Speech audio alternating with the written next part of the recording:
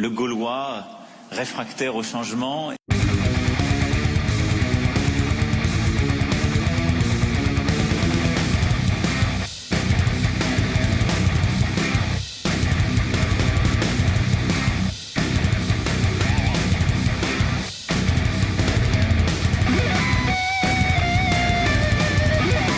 Le Gaulois réfractaire au changement.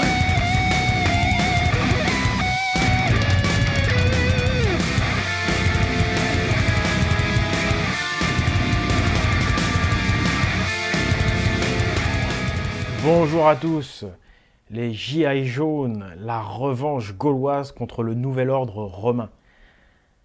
On est vraiment face à un empire mondialiste, face à un empire qui hérite du système romain. Ils nous ont glissé une quenelle pendant les Gilets jaunes. J'avais raison, malheureusement, je vous avais dit, ils vont profiter des Gilets jaunes pour nous passer le traité de Marrakech dans le dos. Et c'est ce qui s'est passé. Donc là, les Gilets jaunes, il faut vraiment devenir des Gilets jaunes, des Gaulois réfractaires. Il faut aller jusqu'au bout. Il faut gagner là. Il faut prendre notre revanche par rapport à la bataille d'Alésia. Ouais, clairement, je le dis. Parce que là, si les Gilets jaunes se terminent aujourd'hui, la situation est pire qu'avant. Pire qu'au début des Gilets jaunes. C'est-à-dire que là, on aurait perdu au change parce que ce n'est pas les 60 € d'augmentation par mois qui vont compenser ce traité de Marrakech qu'ils nous ont passé dans le dos. Vous comprenez? Donc, il serait temps voilà, qu'on revienne vraiment au principe à une vraie nation libre. Je vous rappelle que la dernière fois qu'on était vraiment libre, c'était quand on était des tribus gauloises. Quand, par exemple, le peuple avait l'armée de son côté. Parce que les Gaulois étaient tous plus ou moins des guerriers, donc ils se défendaient eux-mêmes, c'était eux-mêmes leur propre armée. Qu'aujourd'hui, l'armée, les militaires, les CRS, ils sont tous du côté de Macron, de l'État, ils ne sont pas du côté du peuple. Donc c'est là où on voit bien cette logique impériale de l'État qui a ses légionnaires, qui a son armée, et puis en face, les Gaulois réfractaires, ils ne sont pas tellement Gaulois parce qu'ils n'ont pas le droit d'être armés, tu vois, ils n'ont pas d'armes, tu vois, ils n'ont pas d'armée. Donc ça, c'est caractéristique d'un peuple qui est esclave, tu vois. Donc il serait temps de reprendre notre revanche par rapport à cette fameuse bataille d'Alésia. D'autant que j'ai entendu dire que les dés avaient été pipés, que le match avait été grugé, tu vois, un petit peu comme de nos jours en football. Bon, on va pas parler de la Coupe du Monde, on va pas gâcher la fête, mais de manière générale, on sait que dans le football, bon, il y a des fois où on achète l'arbitre. Alors là, il paraîtrait que les Romains, à défaut d'arbitre, puisque c'était une guerre, une bataille entre Gaulois et Romains, les Romains auraient acheté un des meilleurs membres de l'équipe gauloise. Voilà, je vais dire ça comme ça pour pas dénoncer. Mais il y a un Gaulois très connu en face qui aurait été acheté. Bon. Alors, bataille d'Alésia, corrompu, acheté ou pas, truqué. Dans tous les cas, de toute façon, on n'a plus le choix là. Faut vraiment qu'on revienne à nos sources, à nos racines gauloises et qu'on prenne notre revanche par rapport à Alésia, qu'on redevienne des hommes libres. Et d'ailleurs, vous savez que eux en face, ils font tout pour que, un, vous vous identifiez pas aux Gaulois, et de deux, pour que vous les identifiez pas eux à ce qu'ils sont, c'est-à-dire l'Empire. Regardez un petit peu ça, le dossier. Notre culture, notre belle culture française, gauloise, Astérix, vous savez que tous les albums en fait d'Astérix, ils commencent par cette fameuse photo où on a la Gaule avec le sceptre romain qui montre que la Gaule est conquise. Ça c'est traditionnel, c'est notre culture, c'est notre racine. C'est dans tous les albums d'Astérix. Tous? Non. Ça fait maintenant 2 ou 3 ans, je ne sais plus exactement. Regardez les derniers albums d'Astérix. Là, j'en ai pris un, c'est le tout dernier. Vous ouvrez. Hop, hop, hop. C'est déjà démarré l'album. Il n'y a plus. C'est terminé, c'est terminé. Ils ont enlevé cette page, cette fameuse page où on voit le sceptre romain. Elle a disparu des albums d'Astérix. C'est pas un truc de fou. Ça, c'est fini. Voilà, ils l'ont enlevé, quoi. Non, mais vous vous rendez compte à quoi ils touchent? Ils touchent à des bandes dessinées. Pour jeunes et moins jeunes d'ailleurs, ça aussi ils l'ont enlevé. Donc vous voyez à quel point ils veulent pas qu'on se rende compte de ce qu'il est en train de se passer dans ce pays. En fait, leur rêve, ce serait carrément nous faire oublier qui on est, d'où on vient, nous faire totalement oublier notre racine gauloise, celte, notre passé.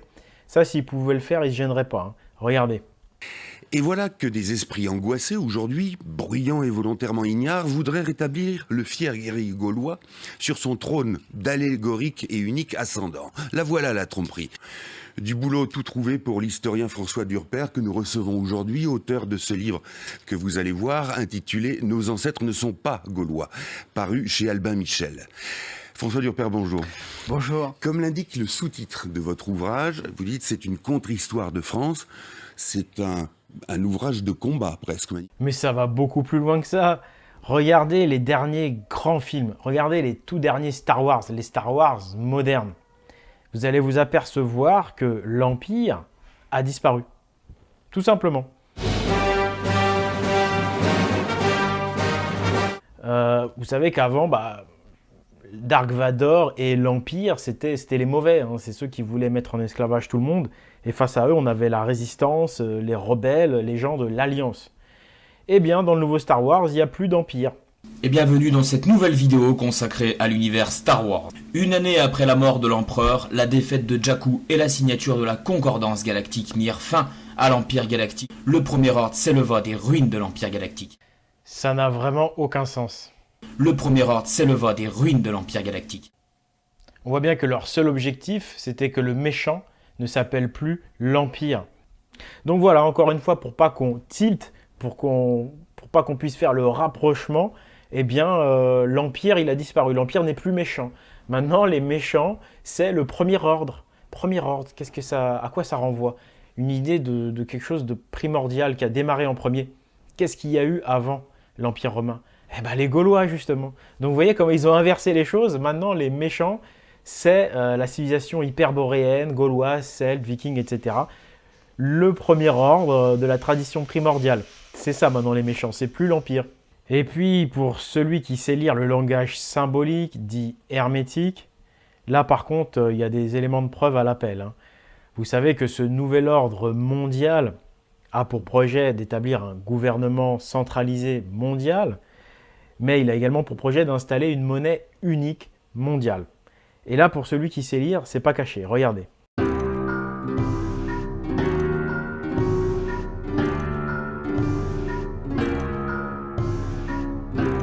On voit donc cet aigle romain, cet aigle impérial romain qui va poser ses griffes sur le monde en installant cette monnaie mondiale. Et pour celui qui sait lire la symbolique hermétique, c'est vraiment très riche. Regardez le fameux symbole des Illuminati qu'on retrouve sur le billet de 1 $. C'est une pyramide et cette pyramide, c'est la pyramide de Rome. C'est une pyramide de type romain. Et oui, ce sont des inscriptions en latin. On a commencé à construire ce genre de pyramide au début de l'Empire romain. La première se trouve effectivement à Rome. Elle y est toujours, elle est en très bon état. Et ensuite, tous ceux qui se revendiquent héritiers de l'Empire romain ont copié cette pyramide. Donc les francs-maçons du Grand Orient, les Illuminati ont repris cette pyramide et ils en ont construit pas mal en France sur ce qu'on appelle la ligne des pyramides romaines de France.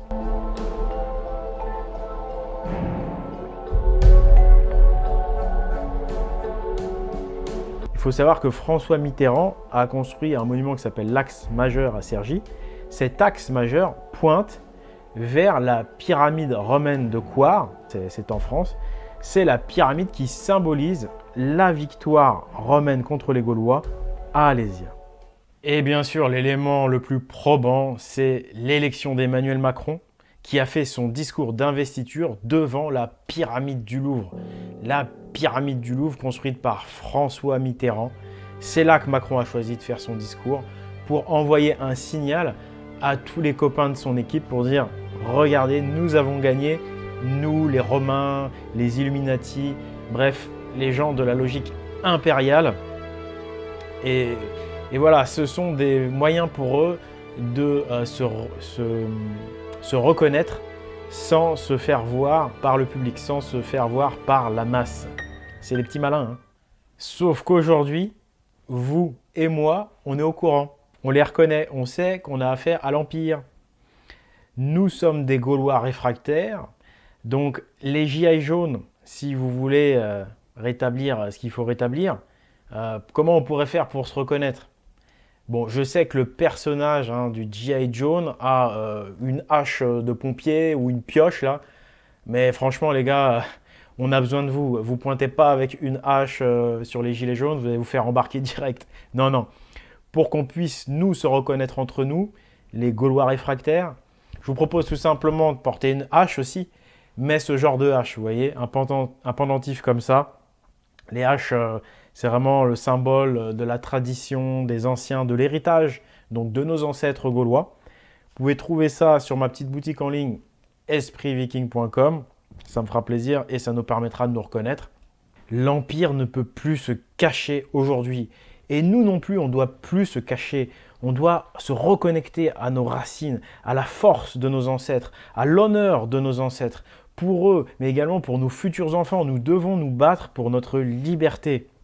Notre culture gauloise, notre culture celte est une culture de l'émancipation, de la liberté. Elle n'est aucunement inférieure à la culture romaine. Tout ceci n'est que de la propagande. Je vous rappelle quand même qu'à l'époque gauloise, nous étions organisés effectivement en tribus, c'est-à-dire des vraies nations, des nations qui protègent leur peuple, qui protègent leur famille. C'est-à-dire que le pouvoir n'était pas centralisé comme aujourd'hui. Aujourd'hui, tout le pouvoir est centralisé à Paris, alors qu'à l'époque, le pouvoir politique résidait dans chacune des tribus. Et pourtant, ces tribus s'entendaient très bien, avant qu'évidemment les Romains viennent mettre la zizanie. Ces tribus s'entendaient très bien parce qu'ils partageaient une culture commune, une culture à racines hyperboréennes, et ça leur permettait de vivre en cohésion. Les Gaules, c'était, si vous voulez, exactement l'inverse de la France d'aujourd'hui, qui est une France multiculturelle, donc avec différentes religions, différentes cultures, et un seul pouvoir central qui a tendance à écraser tout le monde. Eh bien, à l'époque gauloise, c'était exactement l'inverse. Il y avait le pouvoir politique qui était localisé dans chaque région et non pas centralisé à Paris. Et on avait en revanche une seule culture, ce qui faisait que le peuple n'était pas divisé, puisqu'ils avaient la même culture. Aujourd'hui, on a un seul pouvoir centralisé et pourtant on a plusieurs cultures. C'est le diviser pour régner. Et donc par conséquent, on est vraiment dans une logique tout à fait romaine et impériale. Il faut faire le maximum pour revenir à la logique des hommes libres, à la logique traditionnelle celte gauloise. Et c'est pourquoi je suis vraiment très fier d'être un descendant de vikings, parce que les vikings sont les derniers à avoir combattu et surtout à avoir vaincu l'Empire. Pas les derniers à avoir combattu, autant pour moi. Mais les vikings sont les derniers à avoir vaincu l'Empire. La Normandie, c'est leur territoire. Enfin, c'était. La Normandie est restée indépendante pendant 3 siècles. C'est mieux que rien. Donc voilà, moi je suis fier d'être un Normand d'origine viking. Si vous voulez passer en mode G.I. Joe, les Gaulois, les Vikings, ce sont évidemment des frères, issus de la même culture et tradition hyperboréenne. Donc pareil, si vous voulez vous reconnaître, ces t-shirts-là, vous pouvez les trouver sur mon site espritviking.com ou sur pagan.eu, dans les liens de la description de la vidéo. Ça nous permet de nous mettre du baume au cœur, de nous reconnaître entre nous, un peu comme la fine équipe fait en face avec leur pyramide. Eh bien, nous, voilà, il faut, je pense, qu'on se ressource à cette vraie culture, ce modèle de civilisation d'hommes libres, et qu'on mette à la chasse d'eau tout ce qui est impérial romain. Voilà. C'était donc Oleg de Normandie contre le nouvel ordre romain. Que vivent les gilets jaunes et les Gaulois réfractaires par Totates. Et je terminerai en disant Hail Odin.